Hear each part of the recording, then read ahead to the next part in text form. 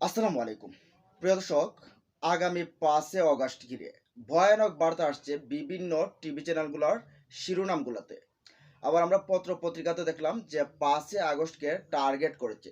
মূলত 5 আগস্টকে কেন্দ্র করে ঢাকা দখলের একটা টার্গেট নিয়েছে নাকি আওয়ামী লীগ, এমনটা আমরা দেখলাম। এনটিভিতে দেখলাম, আর টিভিতে দেখলাম, আমরা বিভিন্নখানে দেখলাম।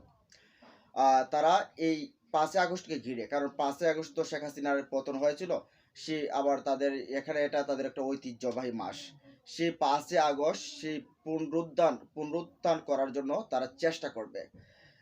এর জন্য নাকি বাংলাদেশের বিভিন্ন স্থানে গেরিলা প্রশিক্ষণ দেওয়া হচ্ছে আওয়ামী লীগের নেতাকর্মীদেরকে। শুধু দেশের ভেতরেই না, দেশের ওপারে, সীমান্তের ওপারে, পশ্চিমবঙ্গের বিভিন্নখানে এই এই আওয়ামী লীগের যে নেতাকর্মীরা রয়েছে সেখানে গেছে, পালিয়ে গেছে, তাদেরকেও ওই প্রশিক্ষণ দেওয়া হচ্ছে এবং তাদেরকে সীমান্ত দিয়ে পুশ করা হতে পারে। তারা যাতে করে একেবারে ঢাকাটাকে তারা ঢাকাটাকে বিশেষ করে শাহবাগ এলাকা সহকারে যে সচিবালয় রয়েছে বা আরো অন্যান্য যে এলাকা রয়েছে সেইগুলোকে একেবারে এই অকার্যকর করে দিতে পারে, এরকম পরিকল্পনা নাকি তারা করছে। তো এর রেশ ধরে আপনারা দেখছেন যে একজন সেনা মেজর, সম্ভবত নাম তার মেজর সাদিক, তিনি নাকি 2,500 আওয়ামী লীগের নেতাকর্মীকে কিন্তু প্রশিক্ষণ দিয়েছিলেন। তারপরে 22 জনকে কিন্তু এই প্রশাসন ধরেছে, ও তারপরে মেজর সাদিককেও কিন্তু এটার জন্য এই তাদের হেফাজতে নিয়েছে। তো এভাবে এই আওয়ামী লীগ চাচ্ছে শেখ হাসিনাকে আবার দেশে ফিরিয়ে আনা, তাদের ক্ষমতায় আবার তারা চলে যাওয়া, তারা ক্ষমতা দখল করার জন্য ঢাকাকে দখল করবে তারা, এরকম কিন্তু পরিকল্পনা আছে। আমরা দেখলাম, আর টিভিতে দেখলাম, এন টিভিতে দেখলাম, তারপরে আর বিভিন্ন গণমাধ্যমে দেখলাম, এরকম এরকম হেডলাইনগুলো আসতেছে। তো এখানে একটু বিশ্লেষণ করি যে আসলে এখন যে বাস্তবতা, সেই বাস্তবতায় আসলে কি আওয়ামী লীগ ঘুরে দাঁড়াতে পারবে, তারা ঢাকা দখল করতে পারবে? প্রথমটা তো বলছি আপনার টিভি চ্যানেলগুলোর শিরোনাম বলবো, কিন্তু বাস্তবতা যেটা আসি আমরা, দেখেন এই মুহূর্তে এনসিপির সাথে বিএনপির ভালো সম্পর্ক নেই, আবার বিএনপির সাথে জামাতের ভালো সম্পর্ক নেই, আবার অন্যান্য দলগুলো যারা আছে ছড়িয়ে ছিটিয়ে আছে, কারোর সাথে কারো তেমন একটা ভালো সম্পর্ক এই মুহূর্তে নেই। তো এই মুহূর্তে এই সুযোগটা কিন্তু আওয়ামী লীগ খুঁজছে, এই সুযোগটার সদ্ব্যবহার করতে চাইবে আওয়ামী লীগ। তবে এই সুযোগটা আসলে সদ্ব্যবহার কি আওয়ামী লীগ করতে পারবে, বিষয়টি কিন্তু এখানে দাঁড়াচ্ছে। দেখেন, আপনাদেরকে মনে আছে কিনা 10 নভেম্বর যেটা নূর হোসেন দিবস ছিল, সেই নূর হোসেন দিবসে আওয়ামী লীগ ছিল ঢাকাটাকে দখল করতে। যখন এই বিভিন্ন ঘোষণা টোষণা দিয়ে তারা প্রোগ্রাম করবে, তারা বিভিন্ন কিছু করবে, এর ফাঁকে কিছু মনে করেন অনেকগুলো কিন্তু ঢাকা নেমে গেছিল। নামে যাওয়ার পরে তখনকার সময় আমরা দেখলাম কি, তখন আর বিভাজন নেই।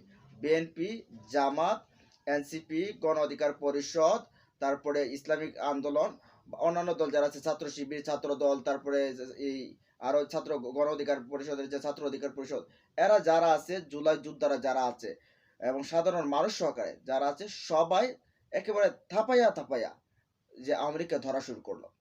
ধরে যে যেখানে পাইছে সেখানে কিন্তু মার।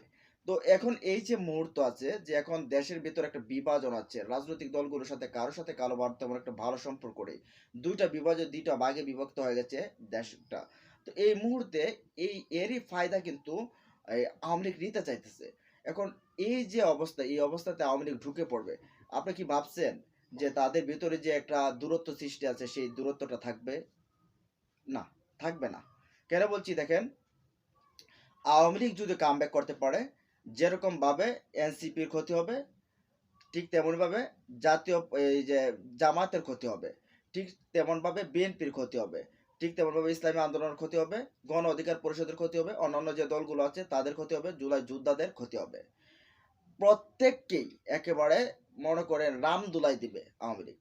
এখন এই মুহূর্তে তারা কি এটা বুঝে না যে যে কোনোভাবে হোক, সম্মিলিতভাবে মারামারি করে আমরাই করি, কিন্তু সম্মিলিতভাবে এই ফেসিবাদকে ঠেকাতে হবে, আওয়ামী লীগকে ঠেকাতে হবে, এই পরিকল্পনা সবারই আছে।